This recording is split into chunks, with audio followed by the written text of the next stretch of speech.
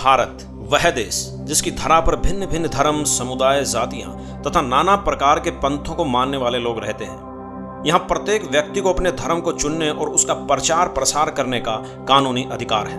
परंतु यहाँ यह सवाल उठना लाजमी है कि जिस धर्म या पंथ के मार्ग का हम अनुसरण कर रहे हैं वह वास्तव में हमारे व संपूर्ण मानवता के कल्याण में सहायक है या नहीं। यह सवाल जरूर आपके जहन में होगा। आज के इस खास कार्यक्रम में हम जानेंगे कबीर साहिब जी के नाम से चले 12 पंथों तथा 13वें पंथ में प्रकट होने वाले उस महापुरुष के बारे में जिसका जिक्र स्वयं कबीर साहिब जी ने 600 वर्ष पूर्व अपनी अमर वाणी में किया था। साथ ही चर्चा करेंगे विभिन्न कबीर पंथियों के द्वारा बताए जा रहे भक्ति मार्ग के बारे में। और हमें पूर्ण विश्वास है कि इसके बाद आप स्वयं निर्णय करने की स्थिति में होंगे कि आप जिस पंथ के मार्ग या भक्ति विधि पर चल रहे हैं वह शास्त्रोचित तथा कल्याणकारी है या नहीं।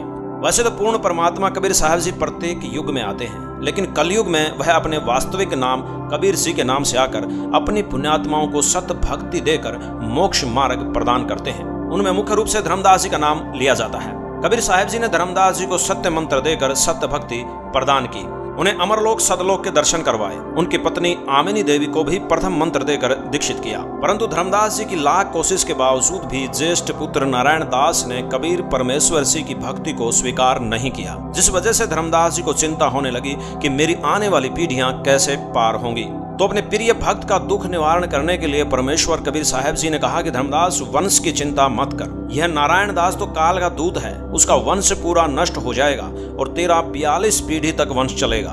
तब धर्मदास जी ने पूछा कि हे दीनदयाल, मेरा तो इकलौता पुत्र नारायण दास ही है। तब परमेश्वर ने कहा कि आपको पुत्र रूप में एक शुभ संतान मेरे आदेश से प्राप्त होगी, जिससे केवल तेरा वंश चलेगा। कबीर परमेश्वर जी ने धर्मदास जी की शंका का समाधान करते हुए बताया कि धर्मदास, मेरे वचन से तेरी पत्नी के गर्भ में एक पुत्र का जन्म 10वें महीने होगा। उसका नाम चूड़ामणि रखना, उसको मैं स्वयं दीक्षा देकर गुरु पद प्रदान करूंगा। कबीर साहब जी ने धर्मदास जी को कहा कि चूड़ामणि मेरा नाद का पुत्र होगा और आपका वंश अर्थात बिंद का। अब बात करते हैं 12 पंथों के विषय में। कबीर सागर में लिखा है कि प्रथम वंश उत्तम चूड़ामणि जी का होगा, दूसरा वंश अहंकारी जागू दास जी के बारे में कहा गया है, तीसरा वंश प्रचंड सूरत गोपाल जी का पंथ, चौथा वंश वीर है मूल निरंजन पंथ, पांचवा वंश निंद्रा टकसारी पंथ के बारे में कहा गया है, छठा वंश उदास विरोध, यह भगवान दास जी का पंथ है, सातवां वंश ज्ञान चतुराई, यह सतनामी पंथ है, आठवां वंश द्वादश पंथ विरोध, यह कमाल जी का कमालीय पंथ है, नौवां वंश पंथ पूजा, यह राम कबीर पंथ है, 10वां वंश प्रकाश, यह परमधाम की वाणी पंथ है, 11वां वंश प्रकट पसारा, यह जीवा पंथ के विषय में है, 12वां वंश प्रकट होए उजियारा, यह आदरणीय संत गरीबदास जी गांव छुडानी जिला झज्जर हरियाणा वालों के विषय में कहा गया है। परमेश्वर कबीर जी ने बताया है कि 12वें पंथ में मेरी महिमा का यथार्थ ज्ञान प्रकट होगा। आदरणीय गरीबदास जी को परमेश्वर कबीर जी लीला स्वरूप छुडानी गांव के जंगल में मिले और अपना यथार्थ ज्ञान प्रकट करने के लिए उनको उपदेश देकर तत्व ज्ञान से परिपूर्ण किया, जिससे गरीबदास जी ने परमेश्वर कबीर साहिब जी की अमृतवाणी रची। 13वें वंश मिटे सकल अंधियारा, जिनको कबीर साहब ने नौतम सुरती कहकर पुकारा है। इन 12 पंथों के बारे में कबीर परमेश्वर ने धर्मदास जी को चेताया था कि मेरा नाद का पुत्र चूड़ामणि है, यह मेरा शिष्य है और आपका वंश पुत्र है, यह मेरी आज्ञा से पंथ चलाएगा, जीवों का कल्याण करेगा।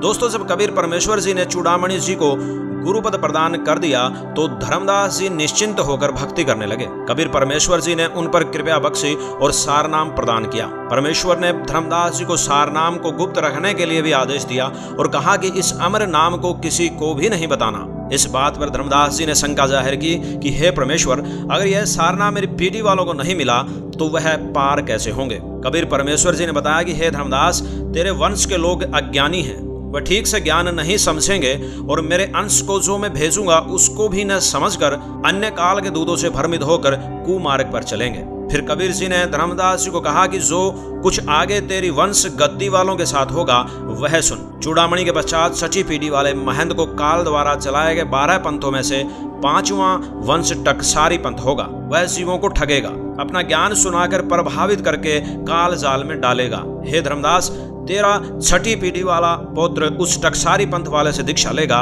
और उसी वाला आरती चौका किया करेगा। वर्तमान में वही हुआ जो दीक्षा बांधवगढ़ गद्दी वाले महंत दे रहे हैं तथा जो आरती चौका कर रहे हैं वह वही काल के दूत टकसारी वाले हैं। कबीर साहब जी कहते हैं, धर्मदास, इस प्रकार तेरा वंश अज्ञानी होकर काल के धोखे में पड़कर नरक में जाएगा तेरा वंश वह दीक्षा मंत्र व विधि जो मैंने चूड़ामणि को दी है उसको छोड़ देगा, टकसारी वाली दीक्षा लेकर अपना जीवन नाश करेगा। फिर आगे बताया है कि तेरे वंश वाले ठग मेरे नाद अंश को बाधित करेंगे, पाप के भागी होंगे, जिससे तेरा वंश दुर्गति को प्राप्त होगा।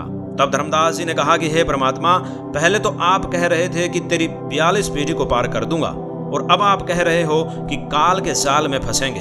ये दोनों बातें कैसे सत्य होंगी? परमेश्वर कबीर साहब ने कहा, हे धर्मदास, तेरे बिंद अर्थात जो वंश गद्दी वाले कहे जाते हैं, यदि वे वचन वाले नाद पुत्र से, जिसे मैं कलयुग की बिचली पीढ़ी के समय भेजूंगा, उससे दीक्षा लेकर दृढ़ता से भक्ति करेंगे तो छोटे बड़े सब तेरे वंश वाले पार हो जाएंगे। हे धर्मदास, तुम समझदार हो, तुम सावधान हो, और अपने वंश को अच्छे से समझा देना कि जिस समय काल झपट्टा लगाएगा, यानी सत्य मार्ग से तेरे वंश को भ्रमित करेगा, तो मैं अपना शिष्य परंपरा वाला हंस प्रकट करूंगा और यथार्थ कबीर पंथ यानी भक्ति मार्ग से भटके मानव को सत्य भक्ति पर दृढ़ करूंगा, उसी से दीक्षा लेकर अपना मोक्ष करा लें। धर्मदास जी ने परमेश्वर जी से प्रार्थना की कि हे बंदी छोड़, आपके शिष्य परंपरा वाला संत कब आएगा जिसको आपने नौतम सुरती कहा है?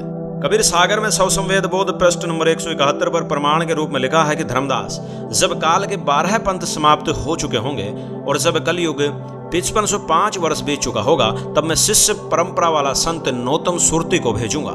यह 13वां पंथ यथार्थ कबीर पंथ होगा। कबीर सागर में वर्णन है, 5500 जब कलयुग बीत जाए, महापुरुष फरमान तब जग तारन को आए।